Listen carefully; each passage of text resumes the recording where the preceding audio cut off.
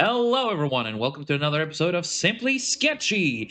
And today we got a bit of a special one because I managed on my journey through the Norwegian oceans to snatch up a random ass dude. Hello, random ass dude. Introduce yourself. Let me out of let me out of the fish now. Let me out. No, I shouldn't only be if here. you. No. No, too bad. If you want to go home and see your dogs again, you're gonna help me out with this recording, okay? Fair, but only if it's something I like. Well, we're gonna talk about the Zaku's from Gundam, actually, so hopefully that's a point of interest. Okay, you know what? Now I'm here now. This is my home now. Hey, that's my sofa. Get off.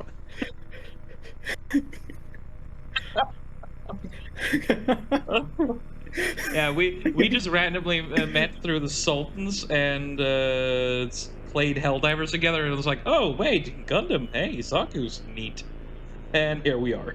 Oh. Oh god, I love mechs. I love Gundams. Or like, excuse me, I love Gundam series. I don't really like Gundams. I love the Zaku's though. Oh yeah, I'm a bit of a tourist when it comes to, or newbie when it comes to Gundam. I've watched parts of the original series, and then I've done like a 3-week long deep dive in the lore.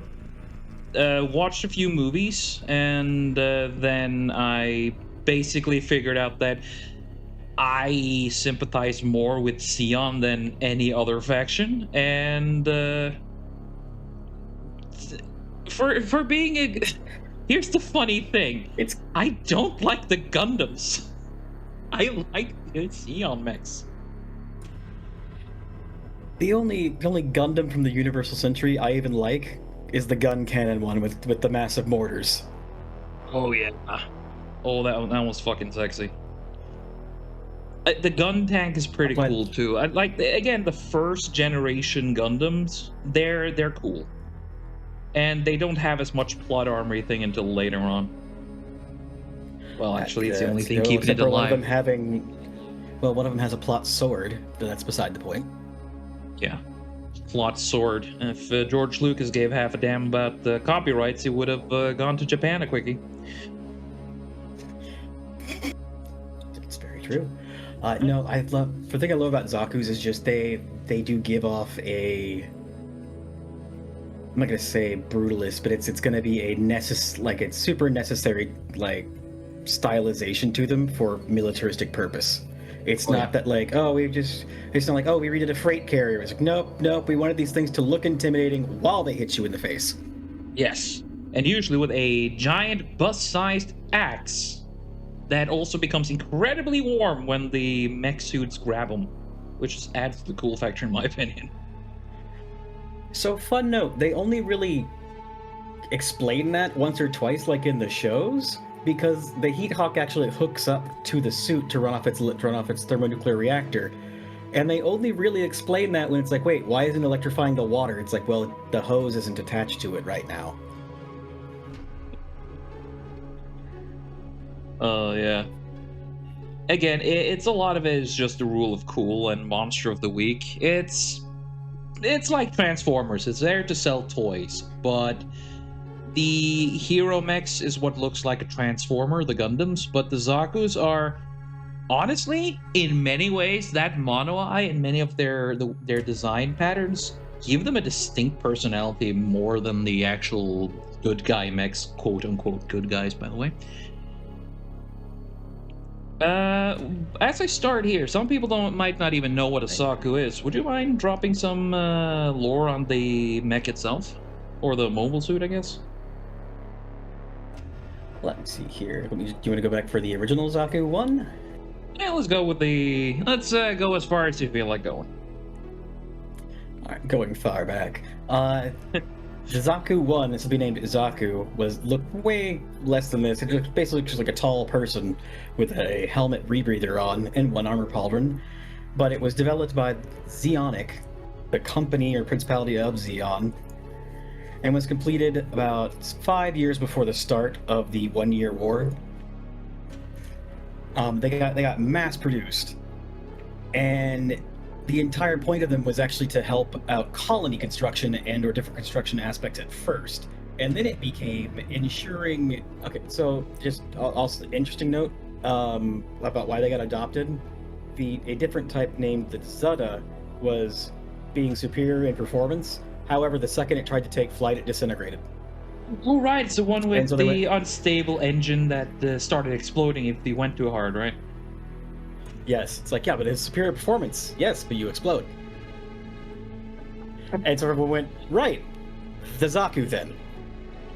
Because the Zaku is dependable within its reach, which is also one of the reasons why I like it, because versatility is my favorite thing when it comes to mechs.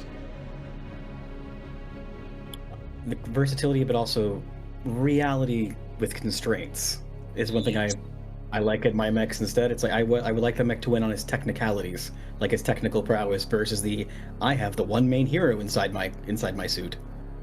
Yeah, the same. It's kind of the thing where I'm more a fan of grunt mechs in any any series. It's kind of reason why I'm a big fan of Bodon, because it's just grunt mechs. There are even the quote unquote special mechs are just grunt mechs. They can be easily reproduced, and they have specs and standards, and I love that.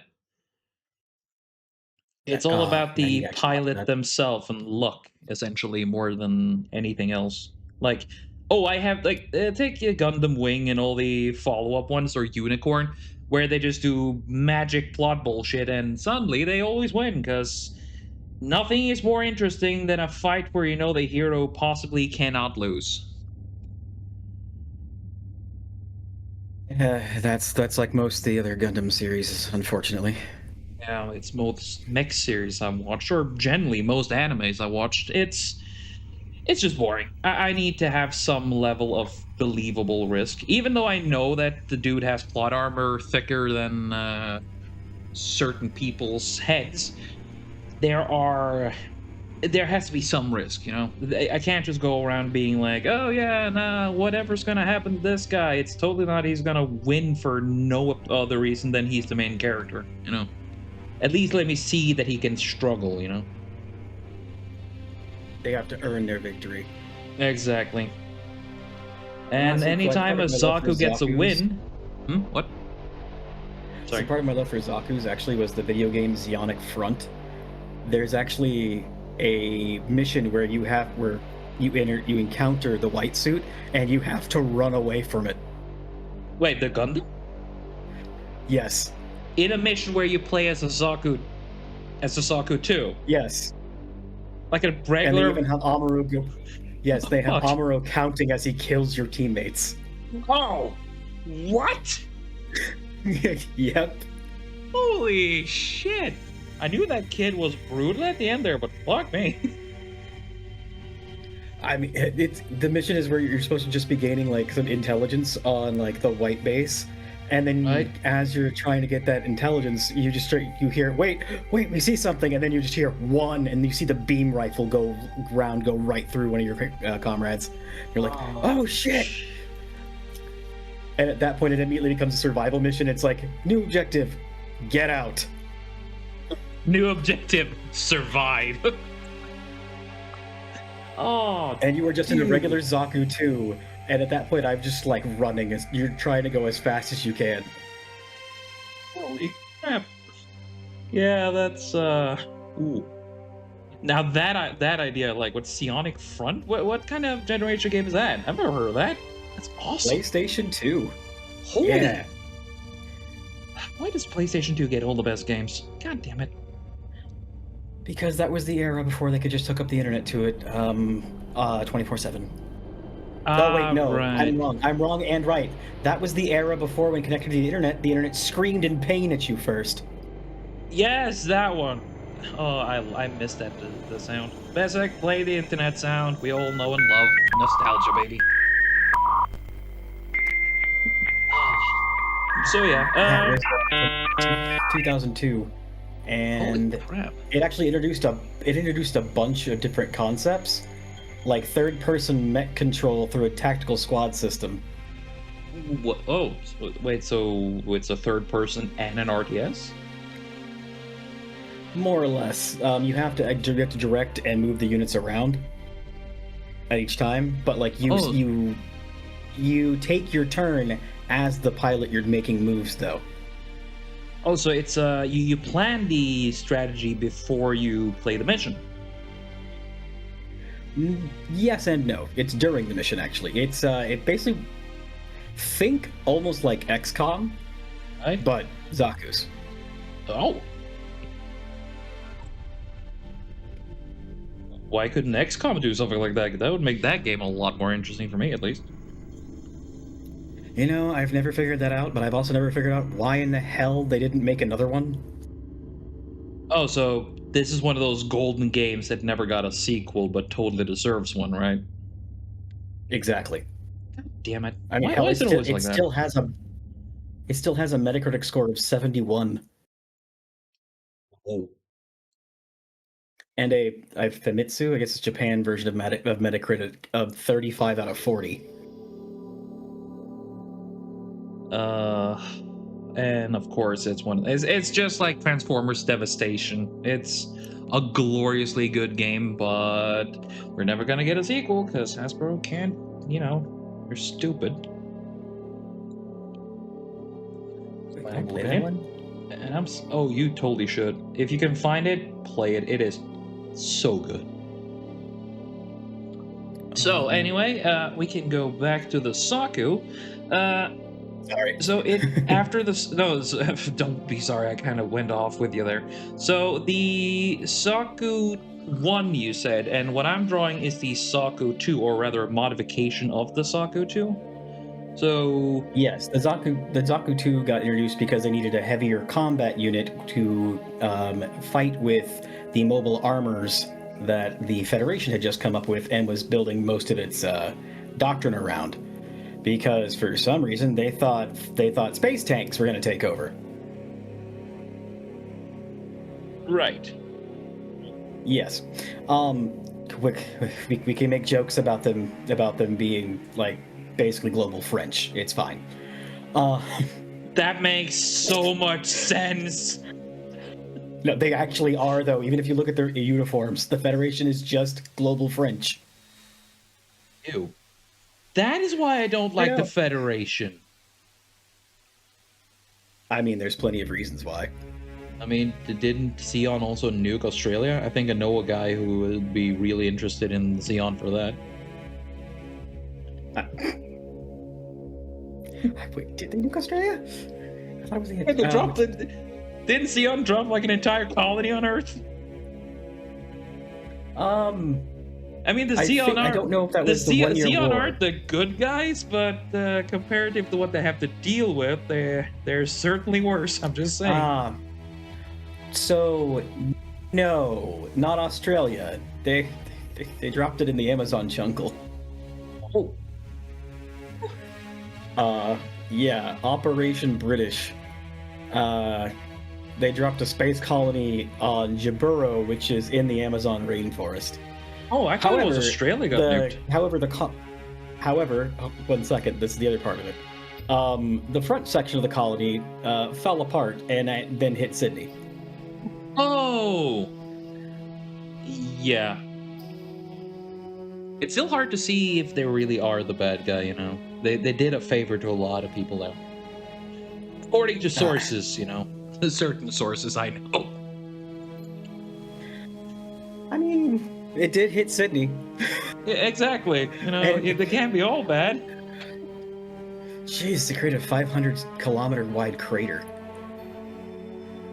That is pretty damn large. Oh, it only affected 16% of Australia. Yeah, that's not that much. Well, hopefully it was the correct 16%.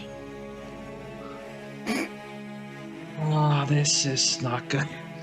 We're treading dangerous grounds here. Again, it hit Sydney. Anyway, let's go talking back to the history of the Zaku. So originally the Zaku wasn't going to have the shield on the one side of its arm, nor was it going to have the 3 spikes on the other pauldron, until one of the princesses of Xeon, there we go, Caecilia, actually said, well, why is there no close quarters combat? It's like, well, we're going to be in space. She's like, what if they develop mobile suits after we kick their asses with ours? Oh.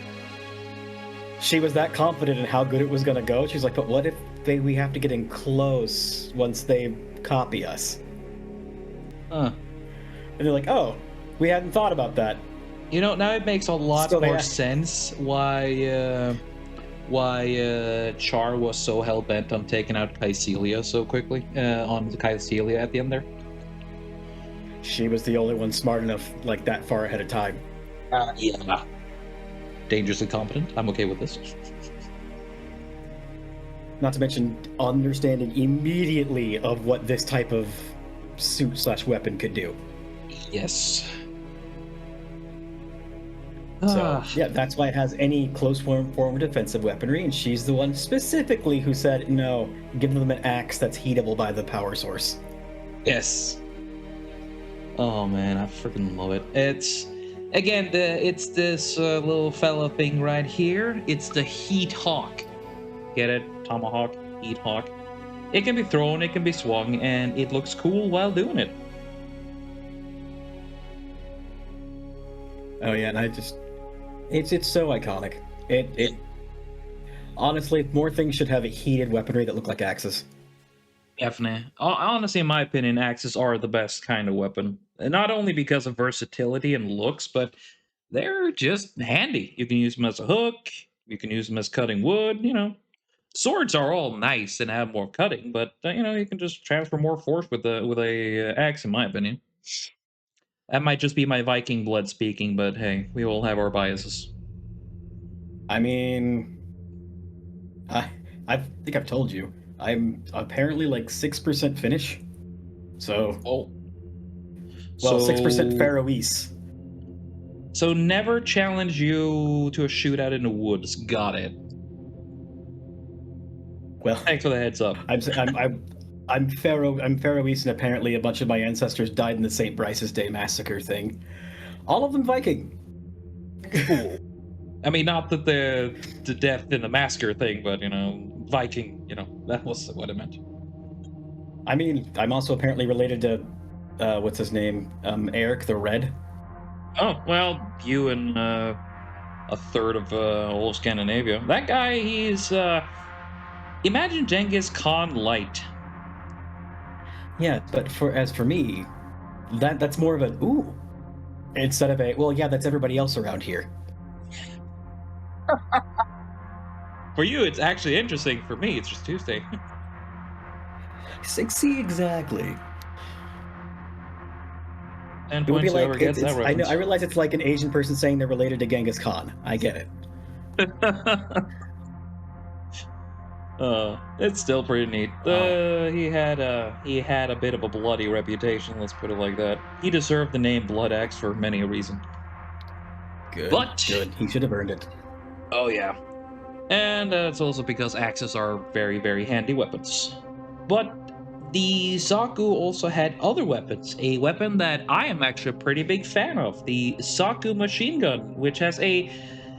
When you look at Gundam itself, it seems like it doesn't really shoot any particular high caliber, but please, good sir, do tell, what is the caliber of the Zaku machine gun? The Zaku machine gun's caliber is 75mm. So, the starting out tanks in World War II was what that thing fires in rapid succession. Yes. 75. Which is just glorious. Yeah. And then you have a new one, and then you have one after there, which goes for like, what was it? 120? It was the 120mm rifle that they also have, and then it goes to the 240mm bazooka. Yes. And I'm just gonna say this, the hero mech can tank the 120 because it possesses the legendary Gundarium alloy, which can make it tank all that force. Gundarium's actually a pretty good name for it. Gundarium's a perfect name for it. It is. I mean, it's gimmicky as fuck, and it fits the series, literally, but Yeah, it might as well just call it Blood Armium. Though then again, it is cool and makes for a lot of cool scenes where the hero just cuts through the enemy, but not really. Again, it's my personal view of how mechs should be and how Gundam is usually clashes. It's one of the reasons I never really got into Gundam until much later in my life, unlike Transformers. That's, I can see that. Totally fair. Yep. It's one of the reasons I didn't like a lot of Gundam for a long time. Yeah. But I got started out on original Universal Century MS Team '08, and then Endless Waltz, which a lot of Endless Waltz is them getting their asses kicked instead of like just winning. It's just them all kind of getting their asses kicked slowly. I like it when the hero has to earn his victory. It's satisfying that way.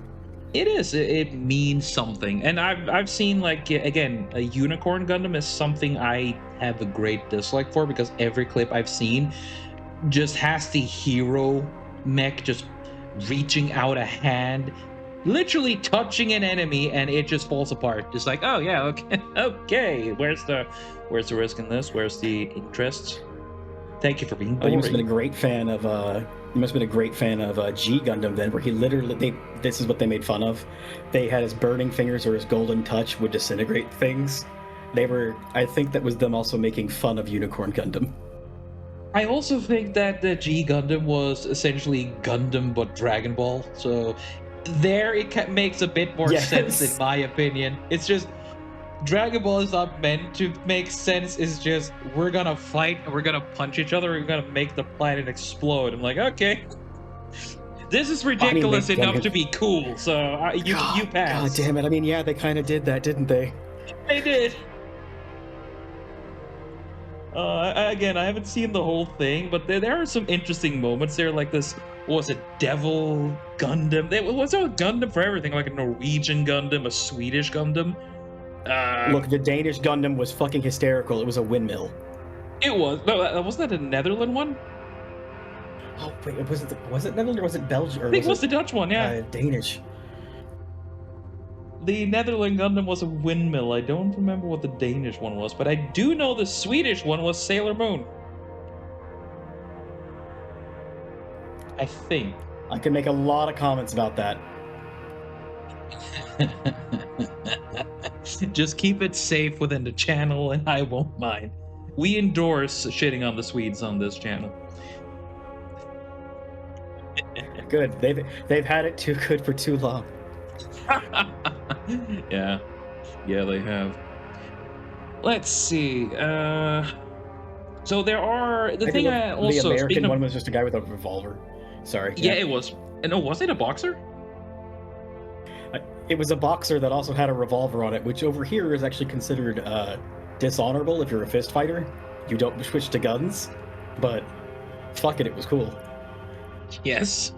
Maybe that was a super move. All right. Well, it looks like I gotta pull out good old trustworthy. Just pulls out a fucking 6-shooter the size of a truck. All right. Let me pull my America power. The gun. I've seen a lot of anime with magic and shit, and there are just moments where they just pull out a pistol and win. And I kind of like that. I do like that. Oh no! I need to win. I'm gonna win with the power of friendship and this gun I found over there. Ah, shit! It's serious now. He's using an actual pistol. Fuck. Oh, dude, it's anime is a weird drug. I don't think you really can put a finger on what kind of drugs are on any kind of regular basis, but there's definitely something there for anyone. I like to think the drugs that were being taken for anime would be nuclear or radiation-wise. Radiation poisoning. Hey, I'm just happy you guys didn't. I'm just happy Americans didn't drop a. Was it a third nuke on Japan? Because that would make it real, and while that would be cool, I've seen enough shit from manga and anime that I don't want to be real. So there actually is a unique crossover with the fallout from the nukes that actually correlate to all the places where the best manga and anime comes out of. Like, for what? It's real. There's a radiation fallout map, and it's all the anime hotspots, and all the animation companies. It makes too much sense. It just makes too much sense. I believe we're currently trying to wait and see if anything happens around Fukushima to see if they suddenly start having an art renaissance there too. Oh boy, I just hope it doesn't cross the line and count as a third nuke, because, again, with the considering all that weird shit that's been out lately, I don't want that to be real. Especially the whole isekai thing. Oh yes, my anime in another life. Yep. Oh my god, I had to look it up. It is just fucking Sailor Moon. Yep, there we go. Best I can look it up too. Look at it, chat. Look at that. Norway gets a Viking on a Viking ship. Sweden, Sailor Moon.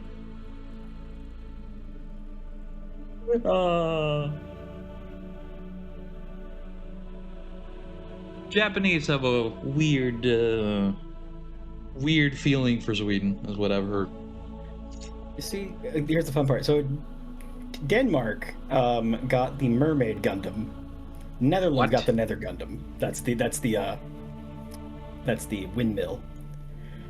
There we go. Yeah, Denmark gets the Little Mermaid. There we go. It fits. Well, we're now kind of passed on from the Zakus. Let's try to get back. Sorry. Yeah, my bad. Reining it back in. Sorry. That's good. This is it's kind of difficult. There's so much. There's cool shit, there's stupid shit, and then it's just plain awesome shit. There is so much stupid shit, but it's fun. Yeah, so let's there are different versions of this. We did say versatility, and I think there's almost a Zaku for any kind of situation in the series. Yes, let me actually count real quick how many there are.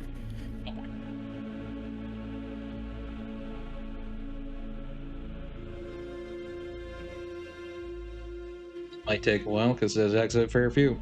The 26. There's one for each letter of the alphabet. Wow. Yeah, so this one was a workhorse, and here's the fun thing though, if I remember correctly, the Zaku II, the one that I'm currently drawing, is a modified version of the standard, and that one during the 1 Year War when the series starts, is actually on the older side and in need for a update. Needs to be changed out. Because the Zaku was kind of the powerhouse for the early 1 Year War, but it was quickly getting out of date, and the Zeon was already making plans to replace it with like the Dom Goof or the future Gelgoog project. So the Goof was an option, except for it had the same instability issues as the prototype they initially rejected. Which is, they were trying to switch it out with the Dom, but they had so many Zaku 2s, they could kind of just throw them in waves. Yep. The Doms ended up trying to replace it, but it still couldn't for sheer form factor, weight, and versatility, and that's when the Gelgoog took over for it. And it was still using almost all Zaku 2 framework. Yep, it's basically a Super Zaku, for any better use of the term. It is just a sleeker, more modern-looking Zaku, and that's also one of the reasons why I personally love it. Well, I mean, so this is coming out of Japan, right? So at the time, only the PlayStation 2 would really come. No, I'm kidding. I was going to say they couldn't go to a 3 because Sony didn't let them. Mm-hmm. Just calling it Zaku 3. Or maybe they were hired by Valve. Heck, but they had many different variants, including one which was an information gatherer, and it is. I sent you a picture of it. It's the Zaku flipper, which is just put cameras on it. I mean, literally everywhere. Put cameras, include a dick camera.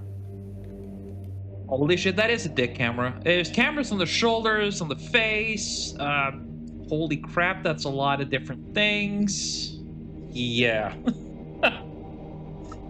That's the thing about Sion. Like, the reason they lost the war primarily was because they had they had 1940s Germany allocation of resources and funds, i.e.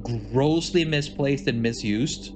So instead of focusing all on just ensuring the Saku's stability and quality until they figured out a better mobile suit to mass produce out, they just wasted on so many pointless projects and crap, like mobile armors and how many types of submersible aquatic mobile suits did they make? It's just ridiculous. They only made, I think, about 3 different total variants for the water, but that's because they were only ever going to use them on Earth. No, they have a lot of them, dude. You had the high god mobile suit. They did the mobile armors, is what they called those ones. Is what they called a lot of the sea-based ones. Oh, the Sagok was the Sagok. Wait, maybe the Gog? You know, the big brown one that has claws and those titty cannons. That's the best word I have for it. I'm trying to find that one right now. Yes, MSM-03, the GOG. Yes, which also had the follow-up High GOG. Like, they made, for being a bunch of space noids, which is their word for it, I swear, don't cancel me, YouTube, it's not a slur. They sure made a lot of effort to conquer the sea. They were just doing it yeah, there we go. Here's the 3 main types I was thinking of.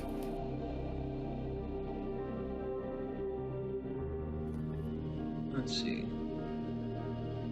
Yeah, the Zagok, my personal favorite, the Gog, and whatever the hell the big one was. It looked more like an angry starfish with like a beak.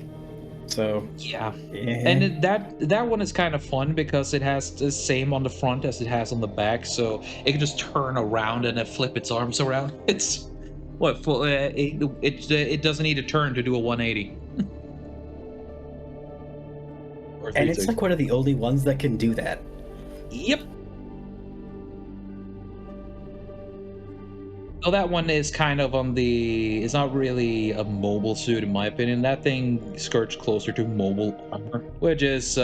difference between a mobile suit and a mobile armor is size, essentially. How big it is, size, weight. I think it's the heaviest mobile suit in the series, at least as far as the first 1 year war. I'm not really knowledgeable. I think actually this what was a weird one that could split into pieces? I don't. That one's not the heaviest or biggest one. Was the Big Zom. Yeah, but that's a mobile armor. I mean, I don't. It doesn't have arms, but it does have an like an asplet rocket. So you know, and it's got legs. I guess that works. Yep. To be a mobile suit, you need ass rockets. Sorry. So what do you think? Oh yeah, in order to be effective. So what do you think so far?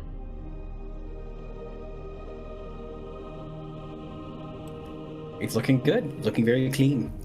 Thank you.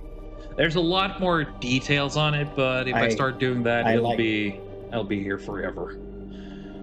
Oddly, the most important part to me was going to be probably the hawk, the shield with the spike bits on it, and the Cyclop eye.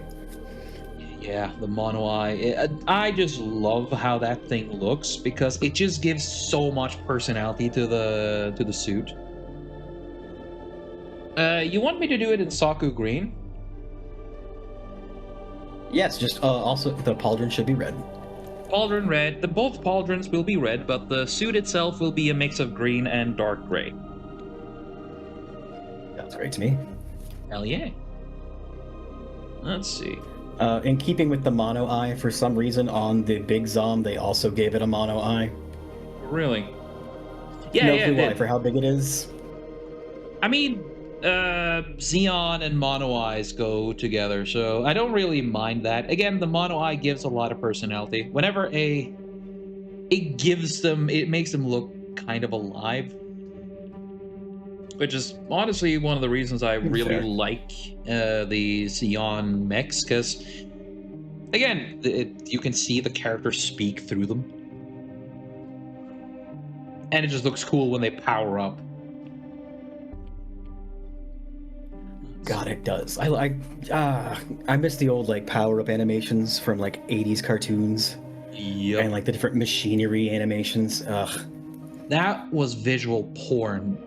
Even on mediocre and downright crappy anime sometimes, or movies, the technical detail was to a point where autistic wouldn't justify it. It was beautiful. Big fan of it, and many of that is one of the reasons why I love mechs. Autistic. Oh yeah, it's just using the word autistic as a honorific at this point, because holy crap, you can get a lot of beautiful stuff out of it. Let's see, and speaking of underwater mechs, didn't the Zaku have an underwater version? I think there was. Before they started investing into like the Zagok and the Gog and the Act guy, which is my personal favorite. Yeah, I think it was the Zaku Mariner, Zaku Marine type. Yes. It did not do that well in most of its testing. It was praised for, well, this feels a bit more like space, except for I'm weighted down like 3,000 more times. So, yes. But yes, they did have the quote-unquote Zaku Marines. They were only really a unit for 1 month. Gee, I wonder why. Long enough for them to realize, hey, we need to highly pressurize the suits and put claws on them. Yeah. The best underwater mobile suit is the Zagok. It also looks cool. I think Char used one as well. After he dropped his Zaku II, his red Zaku, he ended up walking around with a red Zagok for a period of time in Earth. He did have his Comet Red Zagok. Yes. He really likes this reddish pink.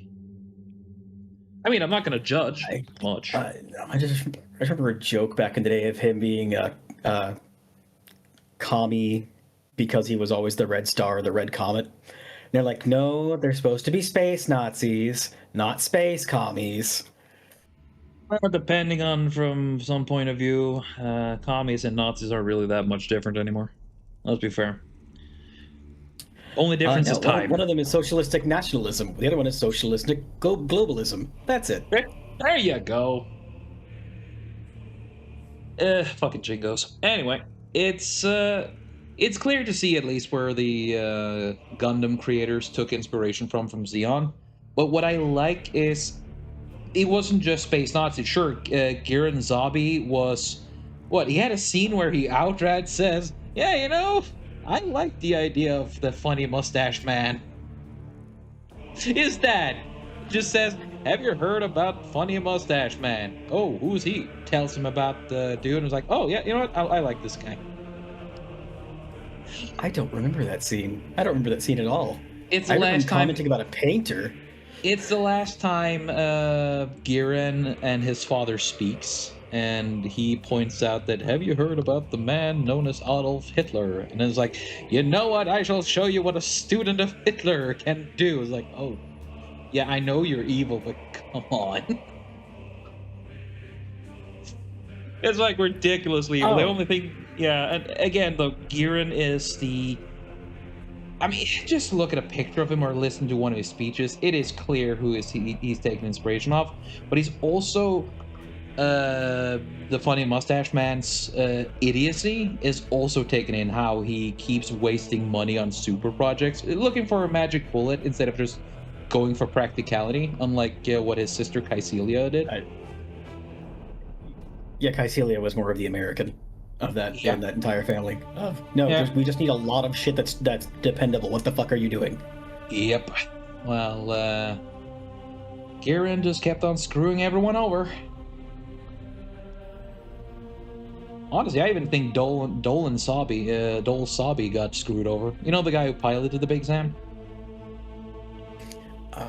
Yeah. I just remember him not lasting long. No, he didn't. He was I think the second Zabi to die. It's the guy. He's the one I like the most because he is generally an honorable dude. He just was not as active in the political game as his sister and big brother, who had this rivalry between them.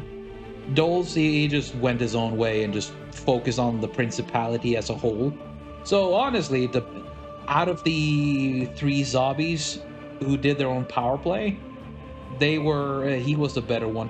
But then again, he was destined to lose because he never really put any effort into the whole, shall we say, power play between them. I think also he was more on Garen's faction anyway. Yeah. Just Zeon, he had so many kids. Oh yeah. I mean, he had 4. I think they canonically added like 1 or 2 more that died in the opening of the first like shots in the 1 Year War, like with the Red Comet movie. I haven't seen that. There's a different zombie that like. There's a different zombie that was words. Stop tongue. He was head of their navy. He was like part of like the navy or the admiralty for that part. Instead of focusing on like mobile suits, he was trying to prove that the frigates could still be viable. Right. Yeah. Char literally laughed at him when he said that, and went, "Okay, suit yourself. Stay on the ship." Ship blows up. Aha. Pretty much. Yeah, there was this one dude, again, out of the Sabi kids, Garen was the worst. Caecilia was competent, but also incredibly freaking evil. Doles was one I actually think could do well if he wasn't, well, he restrained himself because he knew where he was able to be, but, he was kind of doomed there, unfortunately. Poor guy. But they did have a little brother whose name keep escaping. He's the one who died on Earth that Char kind of tricked. Huh? Garma? Garma? Yeah. Yep, Garma. He was I think he planned to defect, stop being stop being part of the war at some point. That's the thing of what I like about the... I think he was the one thinking about after the war. It's just... Yeah, man. Yeah, air quotes. Most normal member of the family. Yeah, because he wasn't really in the game. He didn't want to be part of the war. I think he was the, out of all the zombies, the one that deserved to live the most. Of course, he's the one that dies the first, and immediately after dying, his big brother Garen just like, I'm now gonna make the most iconic evil guy speech. Oh god, they followed that same trope in Code Geass. Yeah. Wait, come to think of the model, the characters even look similar. It's kind of funny.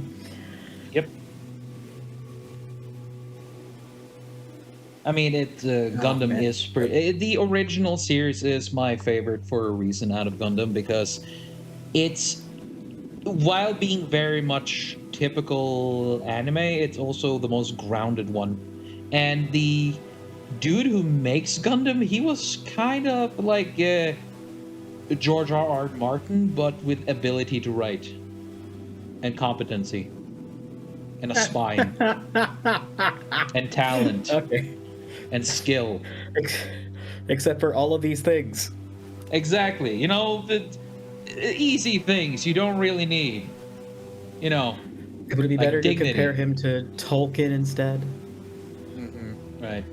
I mean, I don't blame you for not passing up the chance to shit on Martin. Yeah, it's the. Whew, every time I have the ability, because holy crap. I swear that guy's Canadian sometimes. Yeah, I mean, he might be. We tend to, for some reason, we tend to do that here. We like having our influency people come from Canada. Yep.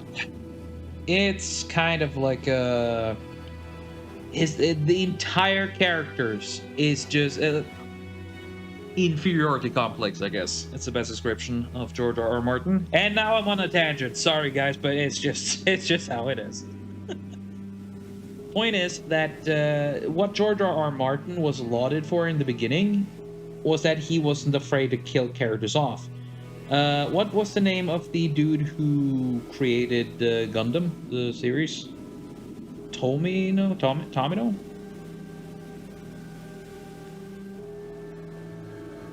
I'm actually checking. I'm kind of blanking. Same. Yoshiyuki Tamino. Yes. And he was I've heard a fan name of the guy, which is Kill 'Em All Tomino. Tomino. He would. God, that's one hell of a good name. Sheesh. Yeah, again, there's another mecha he made outside of Gundam, which literally just ends with the entire human race being judged unworthy to live and just getting nuked. The guy didn't pull punches. When he thought someone had to die, they died. Only Amuro and Char had the plot armor, and they ended up getting traumatized. If you didn't die, you're getting traumatized. So nobody really wins. I mean, yeah. Yeah, nobody really wins. That's the thing, and I can respect that. And then the people who came after would be more like plot armory, and that's when the whole plot armor issue started kicking off. But again, there was risk in it. Good guys would literally just end up dying on a regular basis because they put themselves in a situation. Like, there was one chick who rammed a mobile suit with a jet to save the main character. Because here's the thing. Most of the times when the hero would be saved from someone, they would usually do so at the cost of their own lives. So even if the hero survived, he would still lose something far worse. He would lose someone he cared about, someone who was close to him. Again, that is loss, and that is suffering. It costs something. Even when Ramba Rawl died, he did not go alone. His entire story arc is full of like sacrifices and people just trying to do what they have to do, you know? Oh yeah, that's actually archetypal of his storytelling. Even I remember parts of this even for like Mobile Suit 08 team. The other ones, it was he'd make you care about the characters, and then they're gone. Yep. And he'd be like, but what was all that suffering and pain for? And he's like, don't care. It's war. War does not care. Exactly. Let's see. Oh shit, I knew it.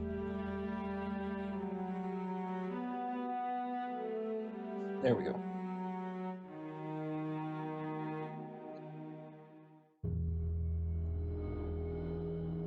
What am I screwing up here?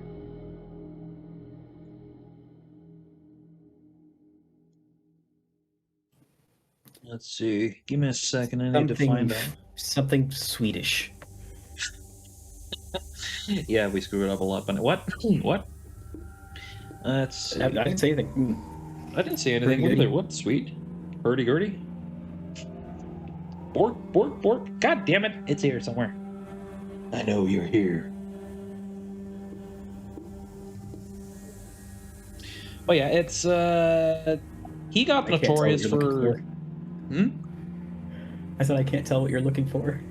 I'm looking for it because if I do this, see, it breaks through. So there's somewhere here where there's a break in the lining, which screws up everything. and it's annoying. Let's see. Mistakes are made. If it does it, okay. Yeah, what's no? It should be found a sinner. There you are, bitch. Ta-da! There we go. Oh, okay. Yeah, this is kind of what happens when this is the whole time sync thing. It's annoying, but necessary evil. And this is one of the faster ways of doing this, at least for me. I mean, it seems slightly tedious, but not near as tedious as drawing used to be. Oh yeah, true. Then again, I just enjoy drawing in general. That's good. I tried drawing when I was younger and did not go terribly well. I had a problem with the fact that I had a 10-kilogram medicine ball fall on my hands when I was younger. It's kind of messed up the nerves. Yeah, that would kind of make things suck, wouldn't it? Jesus. Tragic. Yeah, well, I mean, I did well enough when it was on a giant whiteboard. I could actually make stuff look nice. But if it was small and tedious enough, nope. So there went my career of ever being a doctor. True. Well, probably why I also resonate with Zaku's. They're big hands. They can't do tiny pencil things. True. You identify with the Zaku. See, proper, what's it called? Representation? There you go. We're all grunts now. Probably why we do so well in Helldivers. Oh, yeah. Oh, God. That hit a sore spot even get me for in, me. Like, get me another mech games, too. It'll be fun. I forget, there was one, I think it was Gundam Federation versus Zeon, where you could actually do scenarios as Zeon units and get to do their special abilities. It was fun. Wait, did you do the jet stream attack of the Black Tri-Stars?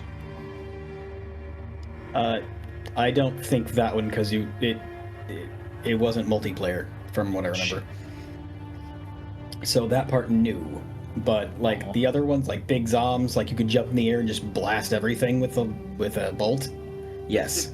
The Zagok, you could go in the water and swim around and then come up and attack. That Zagok is actually the reason why I started noticing Gundam, and then I saw the Zaku, was like, ooh, hello there. Let's see. There we go. The Zakus are just so versatile. They're so much fun. They can do so much on it. And like the reason why this one even has those spikes is just because this is a soldier who is like, I need to modify my equipment to do stuff because the White Knight is fucking terrifying. Yes. Did they call it the White Knight? Isn't it the White Devil or something? White, like at first they just call it like the White One, and it's the White Demon. It's a lot of different names. Yeah, because Amuro they all start calling it everything. Yeah, because the thing about Amuro is that, as you said in that one Sion mission where you have to try to survive Amuro, you're a basic bitch Zaku against one at the time the most advanced mobile suit in the series, and yeah, good luck. No, that's the reason why it becomes survive and run. Yes. Good luck, soldier. I mean, even back then, and even still now, if I tried to do it, it would probably take me several tries to get away, just because it's... Even going in knowing it's going to happen, you still start going, shit. Yeah, I mean, I would start getting worried when I hear a young kid or teenager being like, 1, 2, 3, 4, 5, 6, 7, shit, how many people did I bring? Yeah. God. I saw this recently. It's a fun note. Amuro, when he gets his new type powers, there's an audible thing that goes off, right? He goes, yeah. However, Zeon's soldiers have been shown to be reacting to that sound. Oh. Does that mean that his new type ability is actually audible to everyone around him? That is kind of fucking terrifying. Imagine getting a telepathic ping or a telepathic page right before you die. Oh, that's kind of like the what's the Jaws theme. You just hear that fucking ping We need to closer go and faster. closer. Why? I'm hearing it. I'm hearing music. Paddle faster. I hear banjos. Oh, I'm laughing, but if I was in Osaku and I heard the Gundam was around, I would just pretty much run. I'd even leave the mobile suit. There's no fucking way no one can stand against that thing. Holy crap. There was a couple different times where people did actually just surrender to Amuro, and he was like, "Okay, Yeah, bye," and he would he just like would take out the core of actually. the mech and leave. Yeah, he would actually do that. He wasn't a heartless monster. He was just really good at what he did. Like ridiculously good at what he did. Yes, he found his calling, so to speak. Yeah. I mean, his dad was crazy Much. too. It was like, oh yes, I now like only mobile suits, son. Let me show you this fancy mobile suit I made. But Dad, I just want attention. I don't care. Mobile suit, son. I have brain damage. Oh my god, that's if Bezic ever has a kid, he's gonna be telling him like the history of things. Dad, I just want attention. I'm giving you attention in the form of telling you things. Yeah. Now listen to me bitching about this Norwegian fella for another hour. Dad, please stop. No! You will suffer as I have suffered. No, best I can do is a history lesson. Oh boy. Now listen to my rant about this Norwegian fella. I've heard that story before. Well, you're hearing it again. I'm a brave man for. Because it's a cautionary tale. You'll listen to it as many times as it takes for you to stop doing things. I'm a brave man making fun of my own editor. It's all meant in good fun, Bezic. I swear. Hi, Bezic. Hi, editing Bezic.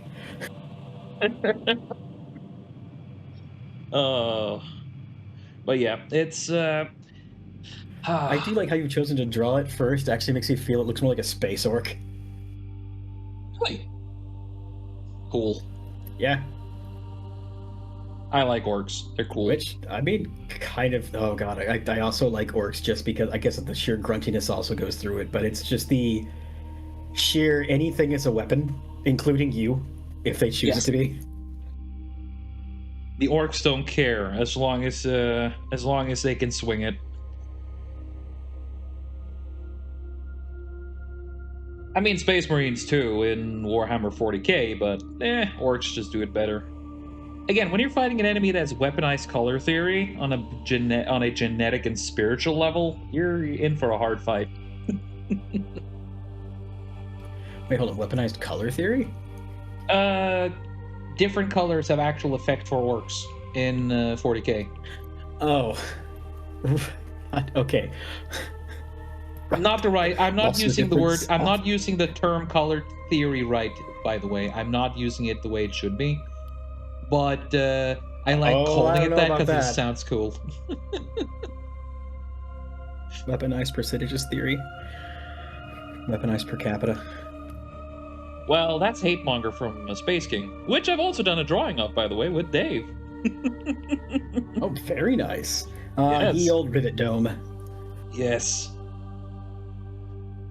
Oh god, there's a disturbing trend.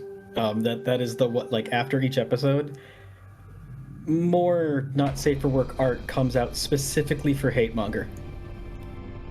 Yeah, I found this one chick on Twitter who keeps making art where her character is with Hatemonger. It's, I mean, cool. Insert my standard donation message. Yeah, you can actually say it now.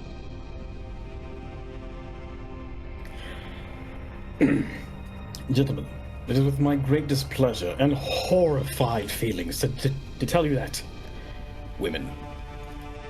Hey, Bessic, take this one and use it for whenever the thing happens. I mean, it'll be funny. It would be funny. If you allow it, then maybe we'll see. I can also do it in different. I can also do it in different accents, but I cannot. For some reason, I cannot do a Norwegian accent. I've tried. Everything just turns to sounding like there's a dick in my mouth.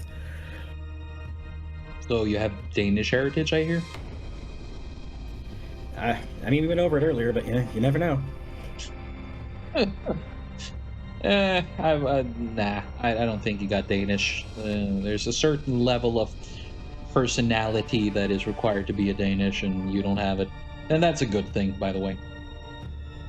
It's okay. I'm not a T-Rex. It's fine. Yeah. Netherlands. They're close enough.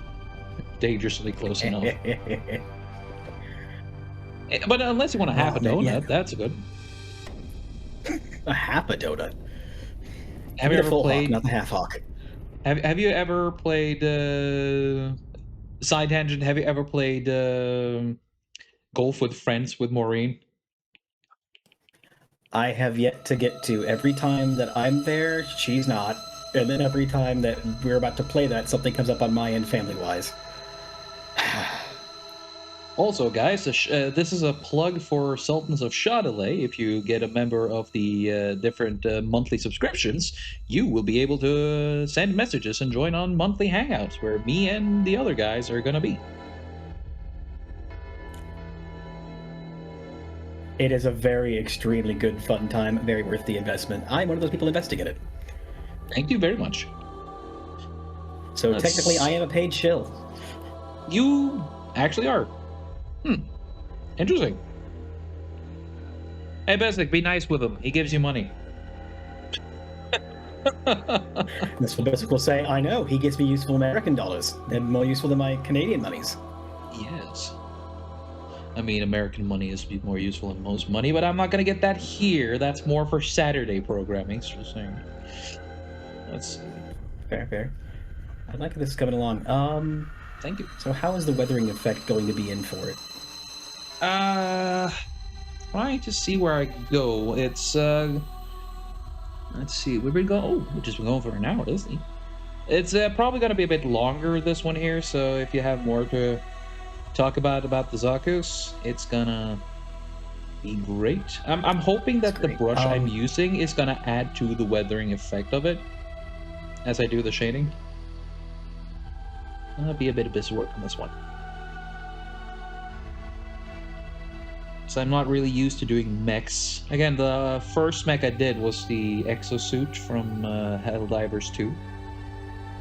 Another good grunt mech that, unfortunately, by the Swedes who are making this series, don't really understand. No, I'm not getting there. I've already done that once. I don't need to do it again.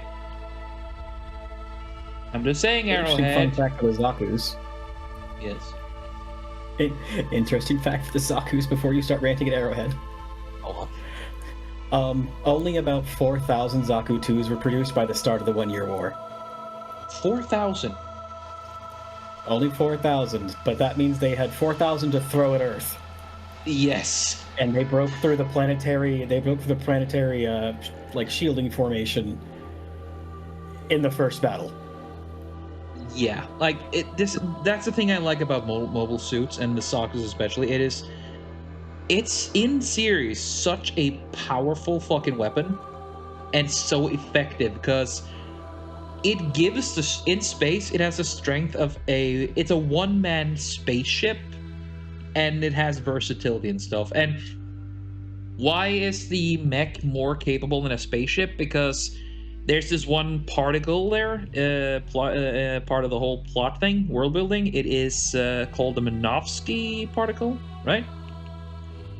And it makes long distance. Right. Let me double check. Yeah, it kind of scrambles long range auguring. So the most effective way you can do things is by seeing, which is why the eyesight of the Zakus and cameras are really, really handy. So that's why also it's very useful to be on a mobile suit, because then you kind of get the benefits of the human body out in space. Which is also why it's pretty neat to have a close combat weapon. So part of it actually stems from the use of that reactor itself, which uses helium-3. Yes. That it emits Minovsky particles, but it also gives you basically limitless energy. Yes. Which is pretty freaking neat. And it also explains how you can do all this. Though the quality of the reactor decides how effective the weaponries are, and the plot weapons known as the beam weapons, magic lasers, because they're not just regular lasers, like Minovsky beams or something. They are really, really darn overpowered things. And hell, the Gundam can one-shot a Zaku, right? Myself on it. The Gundam is able to just one-shot a Zaku. Stupid beam thing. Yeah, I don't. However, I'm not a fan of is it. part of it. Well, it's part of canon as well. Like he only gets a certain amount of shots on that beam rifle. Oh, Because it's a miniaturized reactor, he can't shoot that many times at first. Without threat of it exploding and taking out all of White Base. yeah. And that's a limitation I like. Again, early Gundam was really good. And also in the beginning, destroying a mobile suit was kind of risky because you couldn't really do it close range, close to civilized. Because again, had this semi-nuclear reactor, helium-3 reactor. So if the Zaku got unstable, the reactor cracked, and there was a pretty sizable kaboom.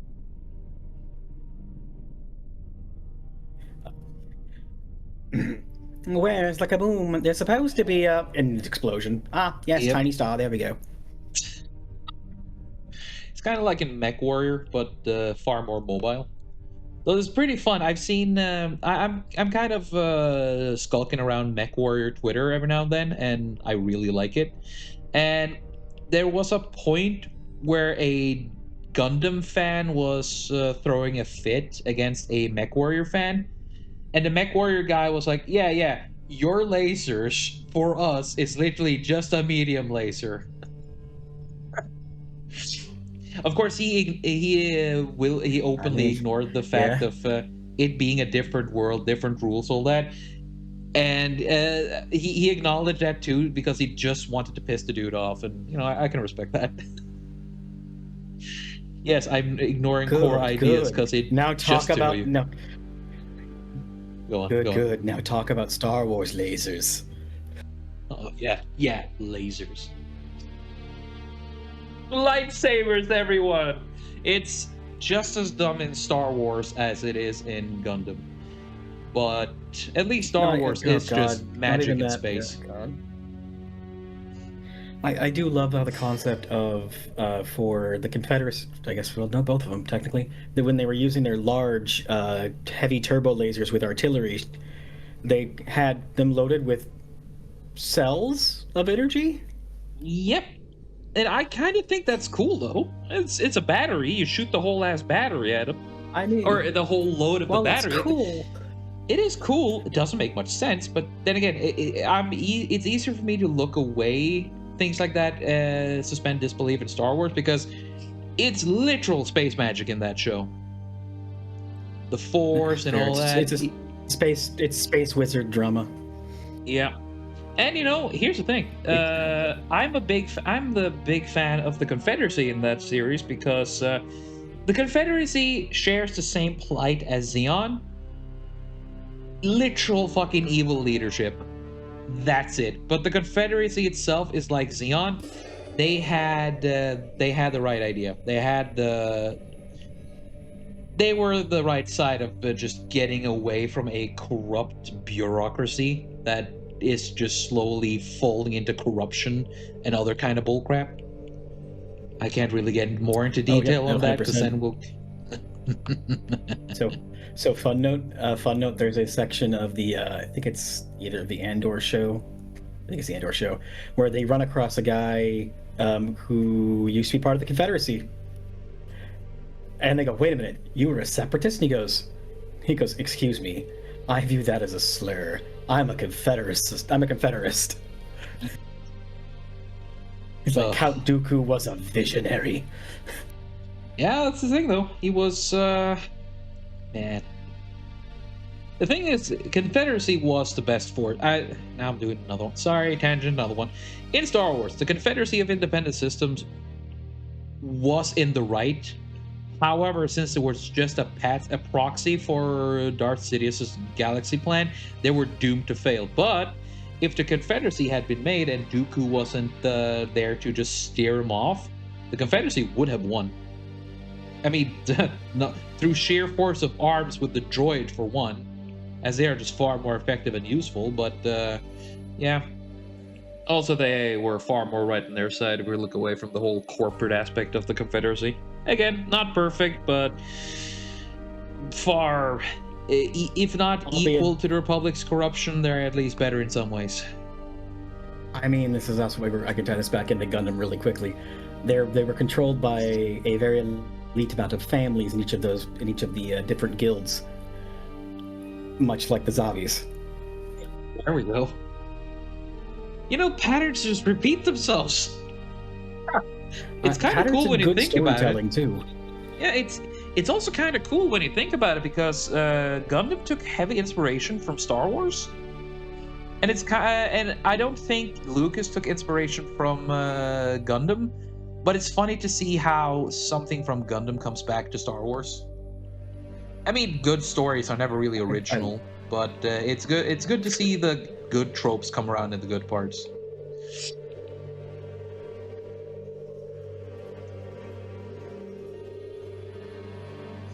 And that's also why I favor the Principality of Sion over the Federation. There are a few good peoples in the Federation, but in the end, it's as we see in the following stories. Like there's even a civil war happening a short time after the fall of Xion with Federation forces, and literally just criminal assholes and corrupt bastards all over. Like the Titans versus the Aayug? Yeah, it's I mean, it's realistic for how humans are portrayed and what they do and how war, when it happens, and trickles down. Yep. And of course, all the buying power and production power of the production power of what was it? What was the Federation production line again? The ones who did all the mechanic was it Anaheim Electronics? That's it. After the war, they took over all of Xion's production, all of it. So they got the basis of the Zaku, to which they made the Hyzak, which is a sort of Zaku, not Zaku. It's part of I don't remember the Gundam series it's from, but it's they did in America and a Soviet Russia where they're just oh hey, scientists from the enemy faction, you're coming with us. Do you want to know which Gundam they made specifically? Which one? You mentioned it. It's your most hated one. Oh my god, no. Unicorn? Unicorn. They made the Gundam. They made the Unicorn Gundam. Yep. Of course. Oh, great. Now you see who the real bad guy is? God damn it. Xion should have won. It's the French trying to be Germans in space. The Earth Federation. Oh man, I love and hate how you're completely fucking right. Never trust the fucking French. But yeah, there are no real good guys except for certain warriors, and even then, there are a lot of them who just get screwed over either by duty or circumstance. Because organizations can't be trusted in Gundam. And that's one thing. It has a very Dune-like messaging there, which I can appreciate. I agree. You should never really trust an organization. It's more the members in it which you should be either more wary of or put trust in. Always put trust in individuals, never in organizations. Which is a lesson a lot of us has learned the hard way. I'm not going to get real world here with that. I'm good with escapism currently. Yeah, I'm doing the same. It's just... Gundam does a pretty good by drawing... oh shit, that went the wrong way. it went the real way by portraying what I can say is a what's the word for it in English word? A real-world humanistic trait and/or pattern. Yes, some would say it would be a negative view of it, like A realistic portrayal of the human yeah, but psyche. when you're a pessimistic portrayal, they went for realistic. Some would say pessimistic, but I agree with you. It's a very realistic portrayal because again, I can you actually get say to. he went more optimistic, actually. Oh yeah, he did in many things, but you do see the more pessimistic view in a lot of things too, like how Federation used new types. Xeon also, like again, the Xeon does have a lot of bad shit they did too, like making people into war slaves. Finding new types, like, ah, yes, we're gonna start using you for experiments. Again, the concept of Xeon was right. How The they execution of it. was really bad. That's the right way of saying it. And oh boy, though at The least reason I can say it's more optimistic is because he even put in the concept of the new types and that how there was hope for the future because of them. yep. I mean, even Amuro himself is a new type, though. Amuro is kind of what I like with him is that despite being rather or not rather, he's extremely dangerous, but he still has values he's trying to hold on to for dear life, even when it is almost impossible. Whenever he is allowed to, he will choose the peaceful path, which it's why Amuro is the good guy. He will never really go against you unless he has a really personal beef against you. Which It's so is fucking terrifying to hear him count off your dead comrades as he kills them. But oh yeah, it's I mean, you're a grunt and you're meeting the literal white devil. Now, if you see it from the serious point of view, it's not. You kind of empathize with it, but if you see it from a game point of view, where you have to go against the main character who will not lose, that would be more of a terrifying. That would be more of a horror game than anything else. Don't you love it when people did games try. from the? Don't you love it People when tried games killing from? him. You tried. It doesn't work. It Of doesn't course. work. You can't even, like, as you're shooting, you're like, oh, our weapons have no effect. Where's the bazooka? Fires the bazooka.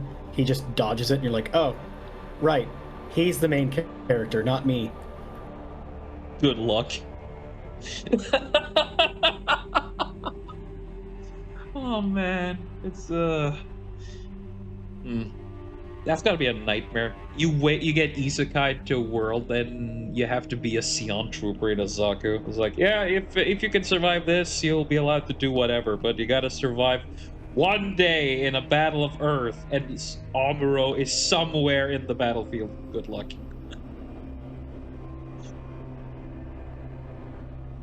That's a terrifying thought, thank you. By the way, Oh. the sound effect plays whenever he finds you, Man, but only in your head. Oh, of course. So wait, does that mean that your character's a new type too? Because I've heard that new types feel each other's presence. Again, it's telepathy, so I've seen clips Yes, where but, like a yes, new. but it's still... It's like there's the part is like seeing clips where regular Xeon soldiers, whenever he got the like link of someone's near, they also would look in the direction that the noise, air quotes, of Amuro is coming from.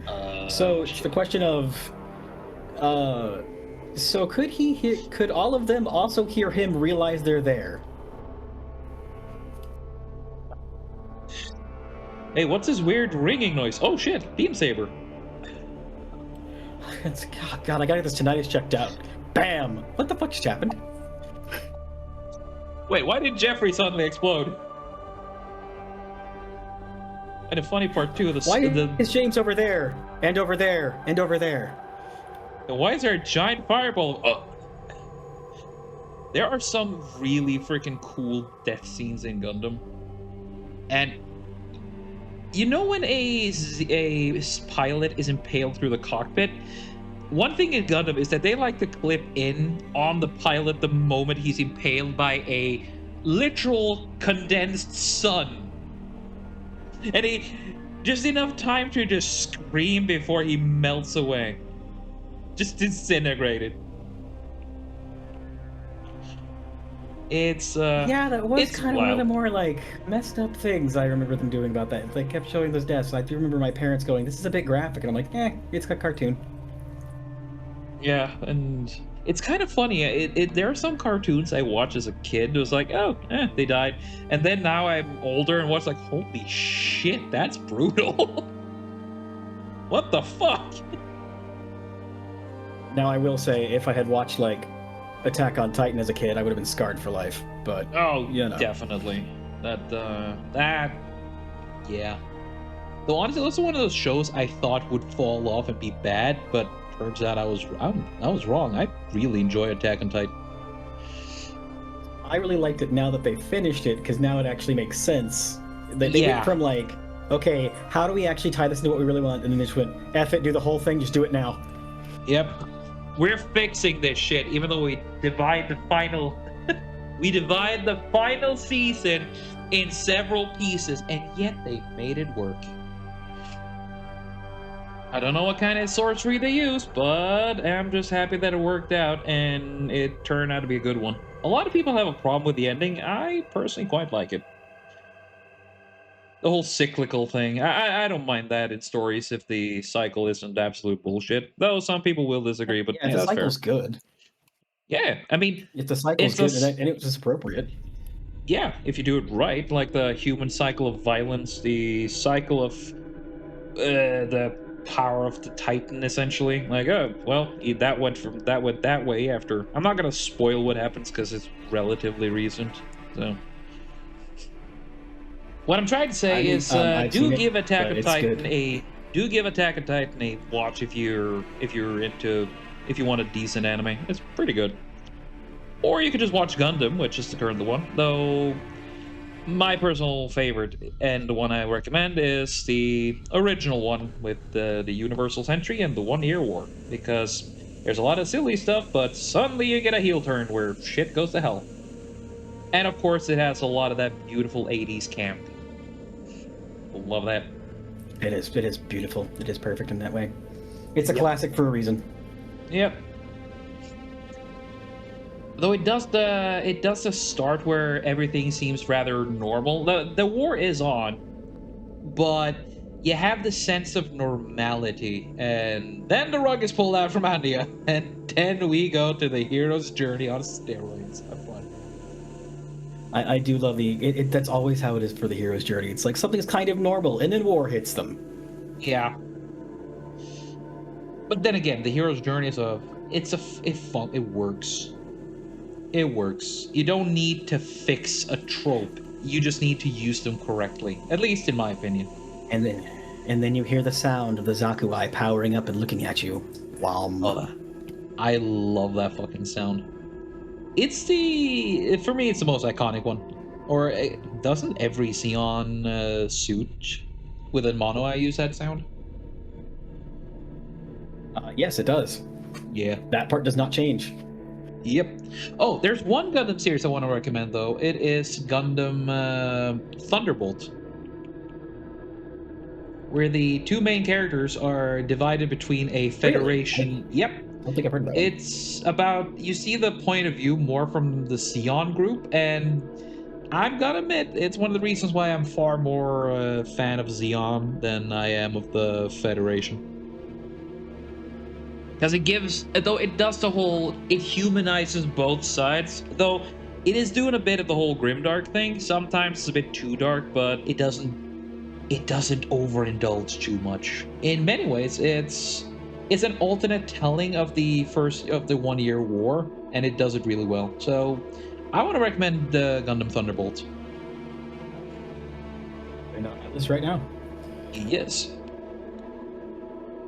And I'm getting close to finishing this thing. What do you think? I like it. It's looking really good. Yeah.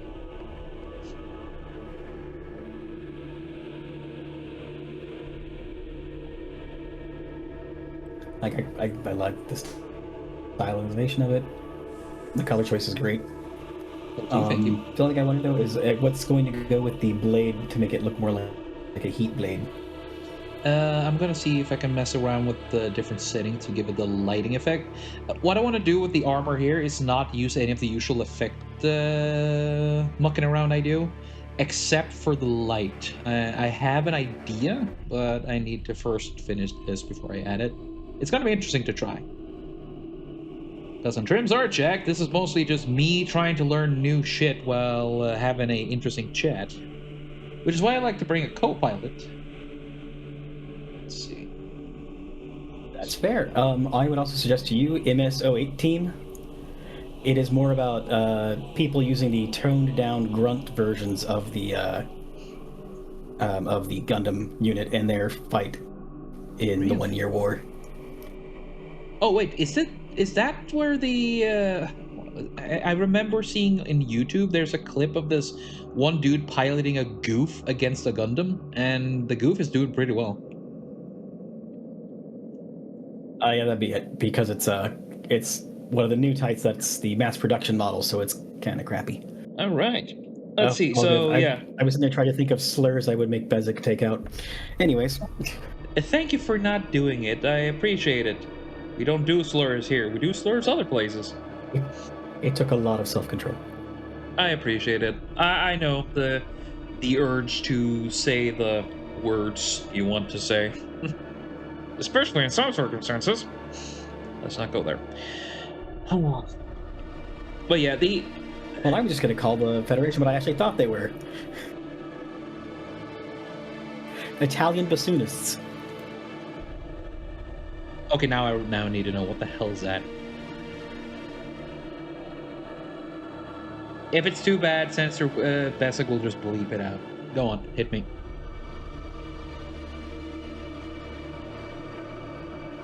I just put it in the chat instead. Let's see. Oh! Well, yeah. That's some real bundle of stickery right there. Oh, that's what you all get. Now you know. Huh. Well, if an Italian one looks, or if you have an Italian bot, then we might get a little bit of a strike. But then again, I don't know Italian. I know one word. I think it's. Go on. I just know that for me when I was in primary school, we had music. All of the wood class or like the wood section would make the joke every day about anyone who played bassoon. I've been to school as well, apparently, and those kind of jokes blow me. Let's see. Actually, good use there too.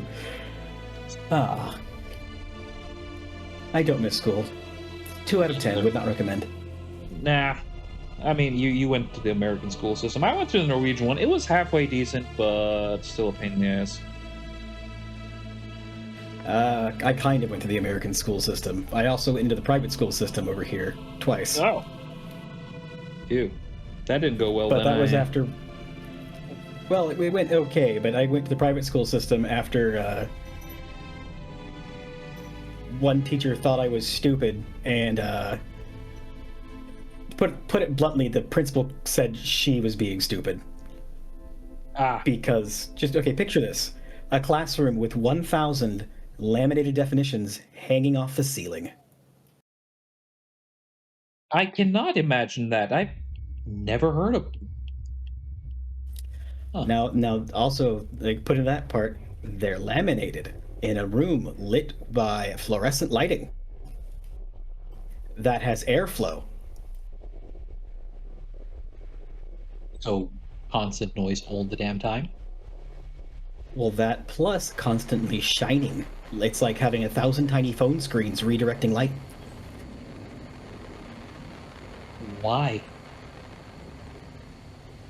I don't know, because she wanted to make some joke about looking to the heavens for answers. Oh boy. And she called you stupid. I know, right? Oh well, I mean...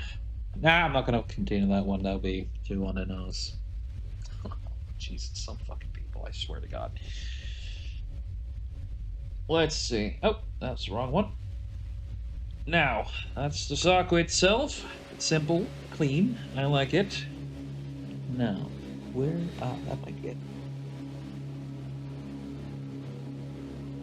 This... should do it. If I do. So, let's try to get on the subject here. Ooh, that blade looks much better. Thank you. I am currently gonna try and add some shine to it as well, but I wanted it to have that semi-heated metal look. Now, if I add brightness here. So, there are many types, right? And one of the most popular Zakus, we did mention the character called Char. He's essentially the Zeon's Amuro, in many ways. Yes. Yes. He did pilot a particular Zaku as well, didn't he? Like, many people, when they search Zaku, you either see a green one or you can see a red one. Yep, he pilots the high mobility type. Yes. And it has a very funny moment where he literally just flies into Amuro and drop kicks him. Which of is course, a with moment having that nice little sound effect for the head first, it's like, wait, what? And then just like foot to face. Yes. It is a glorious scene, which I really freaking like. It's It's one of my favorite Char scenes. Every scene that Char is in where he can talk to the enemy, he's just shit talking them all the time. He just doesn't let up. He is, in many ways, he can be a good guy, but he is very much a villain, a situational villain too. Let's be fucking fair. Let's be honest. Oh, he's an absolute fucking menace. It's great. Oh yeah. I mean, he is to, when I said he is to Zeon what the Amuro is to the Federation. So he will just devastate everyone he meets. Like the first time he arrives on the, the Zagok, he arrives and impales just this poor unfortunate soul with 3 iron claws through a mobile suit, and he just gets up and smiles with like a cocky little bastard.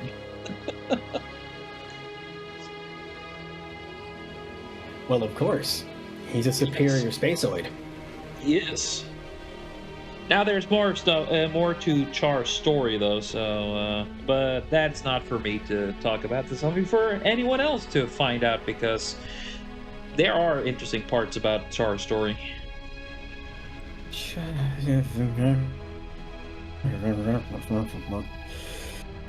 Different levels of political intrigue, sabotage, yada yada. Yep, things happen. Rockets are launched against people. Decapitations happen. Explosions, revenge plot, because honestly, in many ways, it's very much justified. Let's be honest. Eugenics, other things. Oh, yeah. I forgot about that. You forgot about the eugenics. In fairness, everyone does. Sorry, I forgot about Jar. That Jar also went in on. I know that Zombies had a eugenics program, but I completely forgot that Char kind of picked up that shit and went with it when he had his own evil emperor moment. Shit. Okay, I like the heating lighting effect. Nicely done. Nice touch. Thank you, sir. Thank you. I say I'm not gonna do any spurgy shit, but it's me. I just can't. Let's see. I mean, if you didn't, it wouldn't be you. Much like if there wasn't a rant. Is it really basic? Very true. Now, if I do this, and there we go.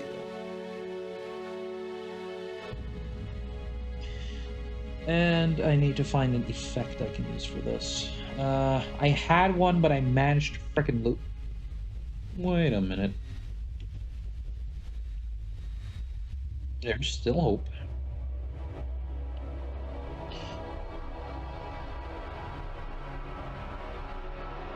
Hmm. Whenever I hear hope now, I just want to start telling people that they're Katara. Which Katara we're talking about now? Um, Avatar: The Last Airbender. There we go. There's an episode of it where they Ember Island players, where it's literally what they thought was going to happen to their movie once they heard it was being made. And they have the character for Katara is like, I'm filled with so much hope, like every scene that she's in. Yeah, let's see where that hope goes. Let's see. Ooh. I need to do something with the background here. I like that layer. That's cool. Thank you.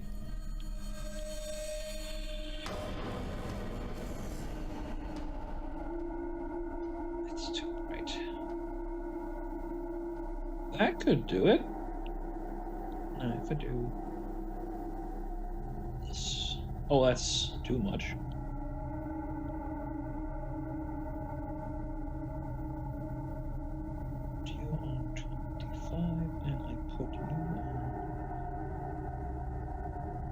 Let's go for nice.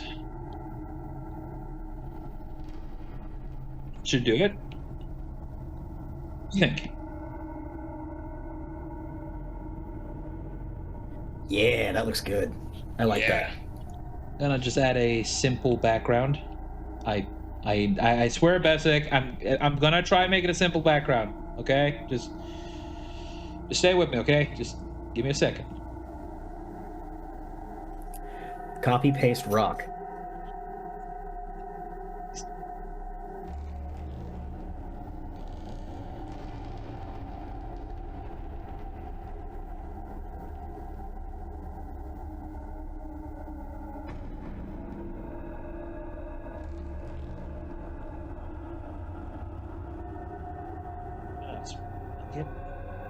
Actually, yeah, I like that even just as it is.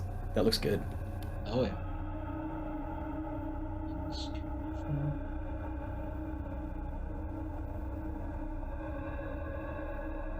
Again, I think your scaling on mech hands is better than human hands. Damn. Thanks. I know that. There we go. Like I'm looking at the picture, that looks correct. Thank you.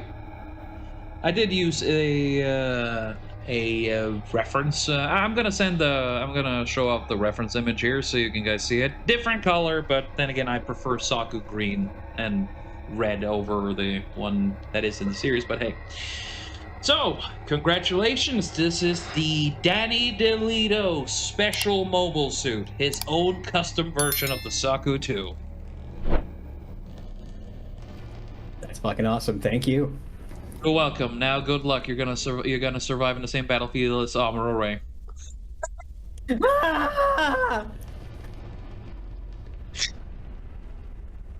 And thus ends a brave man's story. Thank you so much for joining, dude. I really enjoyed this. We talked a little bit about Zaku and then generally just spurred about, as we always do. But honestly, I had a lot of fun. I had a lot of fun too. I actually genuinely didn't see the time fly by. We've been doing it for like 1 hour and almost 40 minutes. So actually, this went by a lot faster than I thought. I thought it would take like much longer, but honestly, this went really well. Thank you. It looks pretty good too. Yeah, thanks. I did not expect to do this well.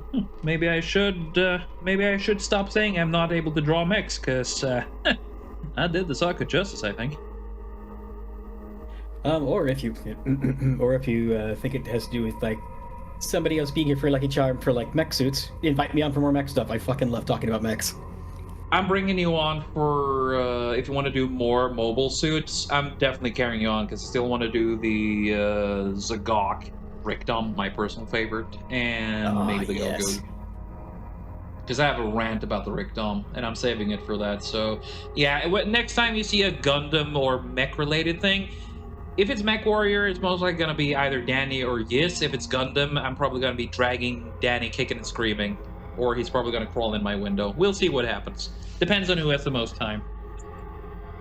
Again, Dad, dude, thank you very much for joining in. I'm looking forward to next time already. Happy to it at any time. Also looking forward to it. Oh, yeah. And of course, speaking of thank yous, a big thank you to Besic, who's editing all of this and does a really good job on putting it out in time. Another big thank you to Robert Renato, whose music we keep using and abusing. I really appreciate it. Thank you, buddy. And a huge thank you to everyone taking time out of their day to listen and or watch this video. Thank you all very much, and until next time, everyone, goodbye. You can say goodbye too if you want. Oh, Shadowley. Bye.